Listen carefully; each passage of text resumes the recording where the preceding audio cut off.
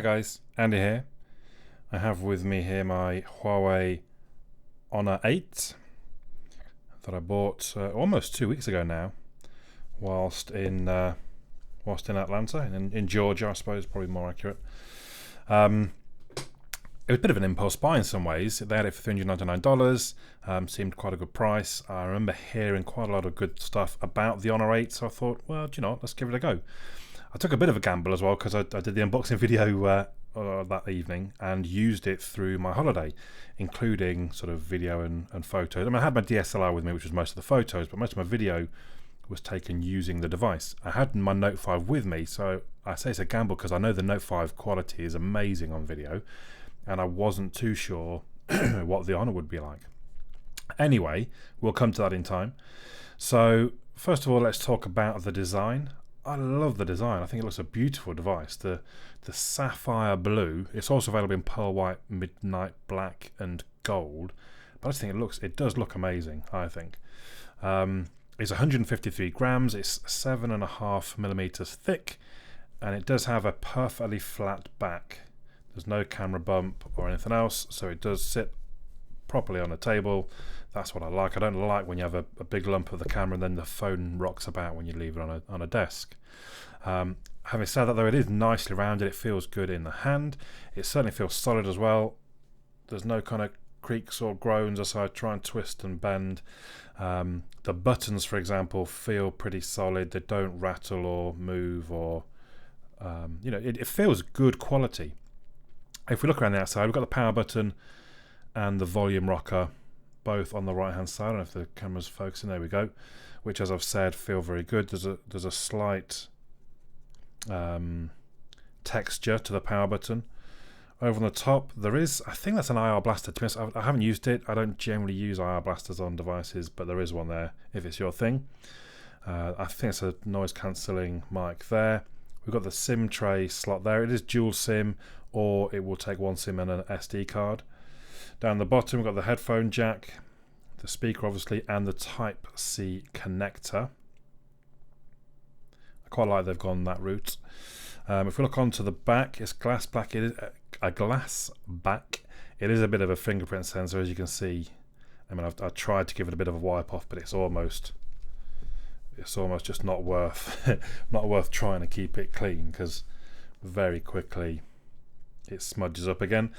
So dual cameras. Now, I'm sure I've heard, so one is black and white, one is color, and it uses the black and white one to get a better idea of kind of contrast and that kind of thing, but blends that into the color photo. So you get a color picture when you take a photo, but in theory it gives you better kind of contrasts and such. We'll come to the camera obviously in a little while. The hardware itself, it's a 5.2 inch LTPS capacitive touchscreen. I'll be honest, I don't know a lot about that LTPS. It certainly, I think, looks very good. Oh, I didn't mention, sorry, it does have a fingerprint sensor on the back there. So it's separate to the power button on the side, a fingerprint sensor on the back, which I think actually is very good. Probably the most reliable fingerprint sensor I've ever used, I think. Hardly ever, even when I'm at the gym and I'm kind of fumbling around for the buttons, some of them just kind of reject it because you slide onto it slowly. Like, I felt one vibration, like, no, I'm not having it. But I didn't have to take off and put back on again. I'll just show you that once more. So we are off. I'm going to slide slowly onto it, and it's open. So a lot of them, it sort of rejects you. You have to take off and press on again. This doesn't. So, as I say, I'm not even sure I can remember a time that it's failed. Very, very reliable fingerprint sensor. Anyway, I got myself slightly sidetracked. So I was talking about the screen. It's not the brightest of screens. I only went to, I think 534 was the highest I've ever seen on it get on my light meter, which is quite low. And I did sometimes have trouble seeing, when I was sat-naving in America using this, I did sometimes have trouble seeing, and I had to kind of manually, so we've got the sort of auto or manual, I can turn the brightness right the way, that's as bright as it goes. And I did find myself having to do that sometimes so that I could see the screen. I mean, obviously it was very bright over there in Atlanta, 34 degrees pretty much every day. And when I turned it up, I could see it. I'm just saying there were times that, and that don't normally have to do that on other devices with brighter screens. It's a 1080p screen, so 1920 by 1080p, which is about 423 pixels per inch, which is fine, no problems with that. And as I say, generally, I think it's a pretty good screen. The chipset is the HiSilicon Kirin 950. Never heard of it. The CPUs are octa-core, 4 by 2.3 GHz Cortex A72 and 4 by 1.8 GHz Cortex A53. Again, I've not heard of the Cortex A72 before, I don't think. The GPU, a Mali T880 MP4. So similar to what's gone into previous Samsung devices I've had, but I assume just a newer version, with also 4 gig of RAM. This particular model has 32 gig of storage. You can get it with 64 gig. Of the 32, I found that 24 gig was available straight away. It does also have NFC up at the top corner. I did find it a little inconsistent. I couldn't get it to connect to my DSLR, which has NFC as well, but other things seem to connect fine. So that might be more of an issue with my DSLR. The CPU has different modes: performance, smart, battery saving. I have it cranked right up on the... I don't know if I can find it straight away. No, that's gone into... Let's not worry too much. Take my word for it. There's those three different settings. I have it on performance the whole time, and actually on Geekbench it scored really very high, averaging around 6,270, which is probably, I think, the second best device scores I've had from a device. The speaker is slightly below average. It sounds reasonably good, so I'm going to play some podcast. We have to keep on the bike, try to get the best result, try to race when it's possible to race, try to stay on the bike. Now, I never know quite how well that's going to sound on my speaker, my microphone, sorry, just over this way. Let's try a bit of... Over the screen. Silent and still, he studied the 3D simulation, then straightened. So it sounds, the actual quality of the sound sounds quite good. It's not too tinny. The actual volume is not great, and it scored below average on my testing. But it's not an issue. I mean, I do use the external speaker quite a lot, mainly for podcasts and audiobooks and phone calls, and it definitely wasn't an issue. I do like that they've gone with the Type-C USB connection at the bottom there. So I'm going to move on to software. Now, there's quite a lot for me to talk about in the software version. I'm going to try and go through by searching all the different options. So it comes with Android 6.0, and that's easy enough to find. About phone. But it has EMUI 4.1, Android version 6.0. If you wanted to check any of the other information, there it is. There are a lot of customizable things within the software, so I'm going to go through a few of them. Oops, if I can type in around my camera here. So home scroll style. I noticed they have a simple version, which actually could be quite handy for maybe, I don't know, your elderly grandmother or mother or whatever. Nice simple options there. I thought that was quite good. You can have the battery percentage showing either in the icon or by the side. That's a fairly standard one.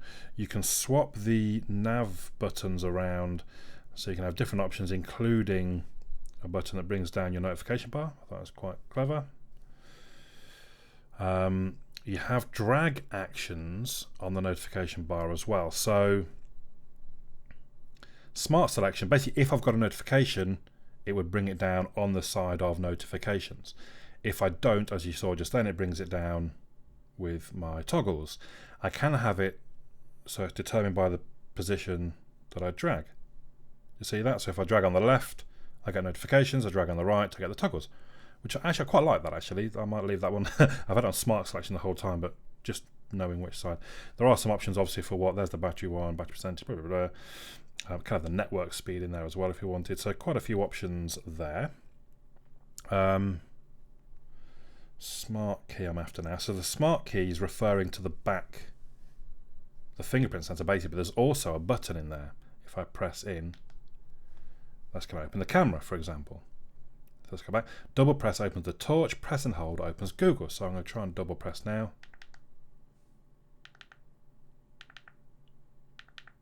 really handy actually, that torch was, especially when you're in the dark. You don't want to be messing around sliding there. Just be able to double press that and have the torch go on, even when the screen is off. Very handy. Press and hold brings up Google. You can change what each of these does. Opens an app, blah, blah, blah. So again, very handy. If you have a, I don't know, music app, you can just press and hold and it opens your music app. Very, very clever, I think. So what have we done? We've done the smart key swipe, fingerprint sensor. Then we also have, and you can see them sort of explained there. Basically, by swiping on the fingerprint sensor, I can get it to do various different things. So stop the alarm. When the alarm goes off, touch and hold the fingerprint sensor to stop the alarm. Take a photo. Blah, blah, blah. So for example, notification panel, I'm going to just swipe on the back. Down it comes. Swipe up again. So you can't see so well. Oops, I think I missed it. There we go. I won't lie, I didn't use that very often, but again, just quite a handy little feature to have. Another one, it's fairly common in devices these days, motion controls, flipping your phone over to mute it, things like that. We have a mini screen, so even though 5.2 by today's standards is quite small, if you're still struggling to reach and you really need to, you can just slide across the... So that's quite clever. Again, it's not totally new. A lot of Samsung devices I know do that as well. I also like the scheduled power on and off. I'm not actually using it at this point, but... Oh, hang on, I've come into the wrong thing there, haven't I? Scheduled power on and off. There it is, sorry.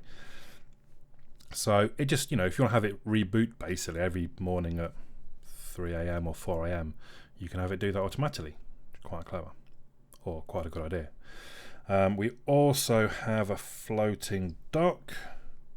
Now, I mean, I'm just mentioning some bits. There's a lot of options in these settings. It really is. Floating dock. Let's turn that on. So I basically get this dot here, which I can put wherever I want. So when I tap, it brings out my navigation keys. Could be very handy for some people. I don't know. I don't particularly need it. Turn it off. Also on the software side, we're going to look at the gallery app, which I quite like. So I've been doing some camera testing. That was me in the States. But we can tap on the map and you can see where the different photos are. So over 100 I've taken a look in Atlanta, a few back home here. So you can zoom in then to Atlanta. We went out to that was a football game in Athens, a college game. These are the photos we took in Athens. That's where we stayed with some friends. There's even one we went up a mountain. I just think I quite like it. I mean, I'm sure there's, to be honest, actually, I'd be quite tempted to find an app like this, just even not on the Honor. If I'm using my Samsung, it is quite a good app. If I pull down, I get the camera come up straight away. I can spin it around to me. Woo! Menu, slideshow settings, albums, as you would expect in most of them, for different folders. But yeah, I just thought actually it was a pretty good, pretty comprehensive gallery app that I actually really quite liked the look of. I did have some issues with kind of the power saving. It's very aggressive in its power saving in blocking apps, turning apps off when the screen goes off, and you basically want to make sure. That's not particularly what I want, is it? Let's just go to apps. Come out of search. So there it is. Apps. And every app. So let's just look at Angry Birds. Every app. Oh, why can't I get to it on that particular one? That one there where it says it's grayed out and says battery. Let's look at Audible. There we go. So power intensive prompt, that stops it from saying you've got an app that's killing your battery. System wake up, keep running after screen off. That defaults to being off. And you have to go through, and if you've got apps that will need to monitor things, you've got to allow that. So Audible, I want to be able to turn it off, and obviously it still needs to play my Audible book. So you do find that it's quite aggressive in that respect, and you've got to remember to basically allow apps to carry on when the screen goes off. So let's talk a little bit about the cameras, or camera. On the back is a dual 12 megapixel f2.2 camera. On the front is a 8 megapixel f2.4 front facing camera. So Neither of them sort of quite as top spec as some of the bigger budget devices, but both giving pretty good results, I figured.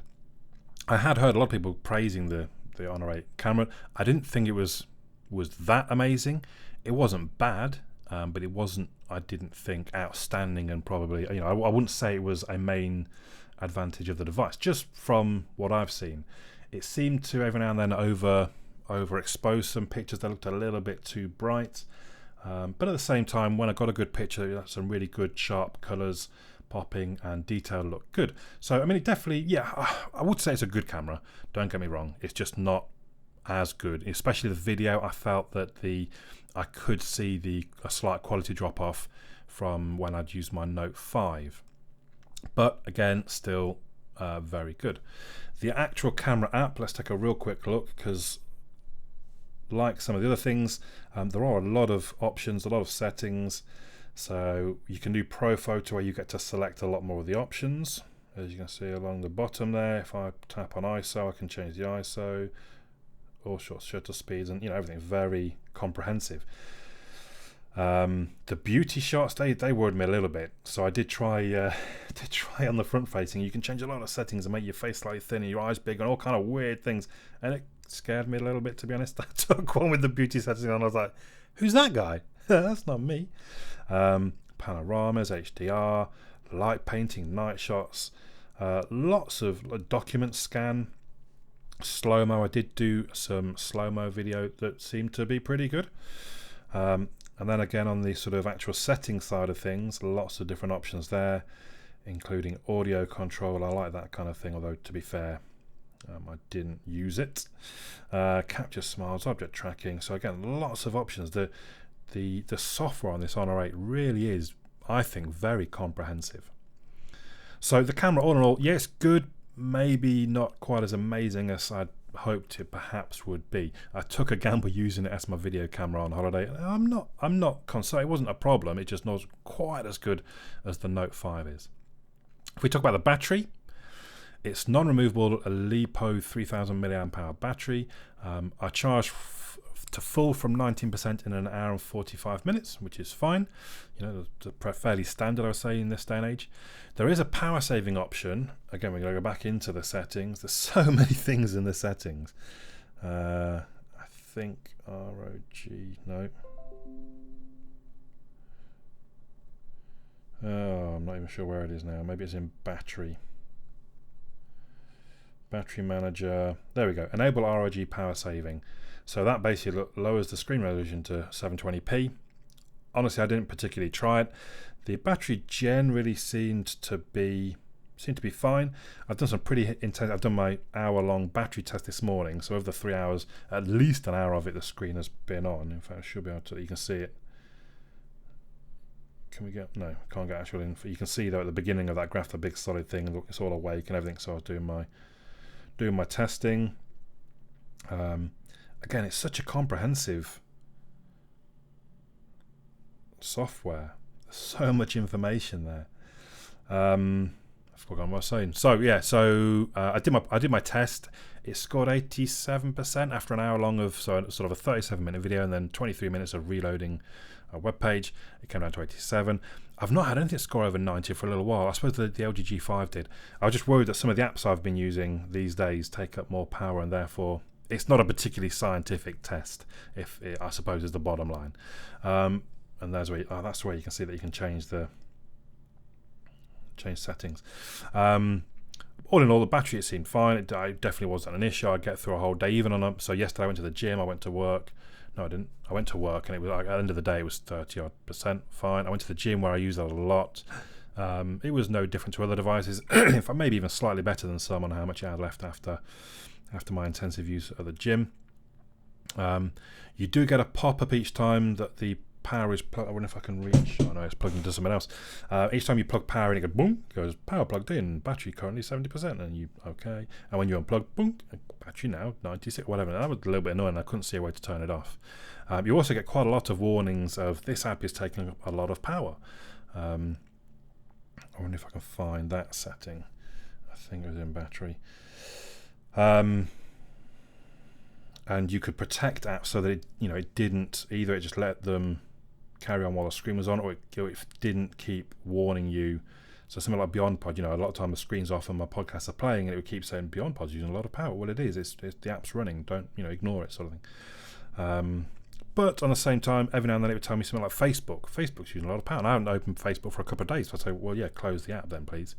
So yeah, quite a good addition, I guess. And optimize. Let's see if we can find. I'll just check if. No, there was. No, I'll have a quick look in battery to see if it's right there. Optimize, there it is. Sorry. So we tap on that. It scans everything to basically tell you, right, there's one app is secretly consuming power. Let's tap on view. Dropbox, look. Not that I can do anything with it there. 14 apps run after the screen's turned off. So again, you can see all of those. Performance primary. So basically as well, I could save you 2 minutes by killing Dropbox, I suppose. It tells you all these other things that kind of you could optimize. So GPS is turned on, turn it off to save power. So again, the software is so comprehensive. There's so much in there. Really, really impressive. Anyway, we moved on from software, I should be. So, hackability, let's mention.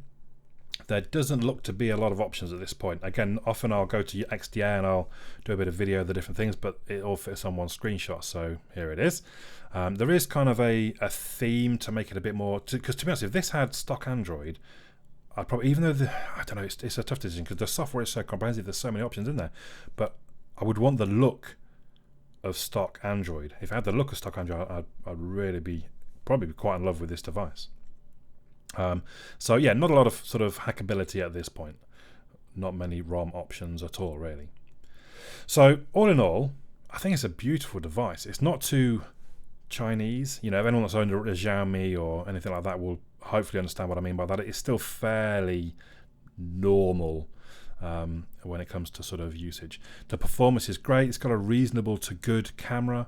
It does feel a little mid-ranged with kind of the screen not being quite as bright, the speaker not being so great, but then it is mid-range, so I don't really have a problem with that. And I think for what you pay, it is a very good device. A bit of a fingerprint magnet, as you can see, but it does just look so beautiful. I mean, the fingerprint sensor is so reliable. There's so many good points about this device. The screen is very good, even though it's not as bright. It really is one that you should consider if you're shopping in that kind of price range, the £400 or less. I mean, I would guess you can probably pick some up secondhand.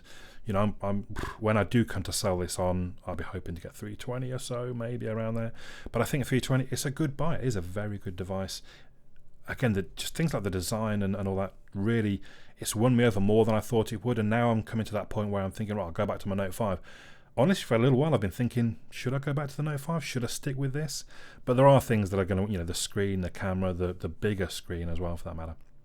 There are things that win me back to the Note 5, the slightly better speaker. But it's that good a device that it did make me wonder for a little while, should I just stick with this until I get the Note 7? So there you go. I'd be very interested to hear your thoughts. Please do, as always, leave them in the comments below. My name's Andy. I'll catch you all again soon.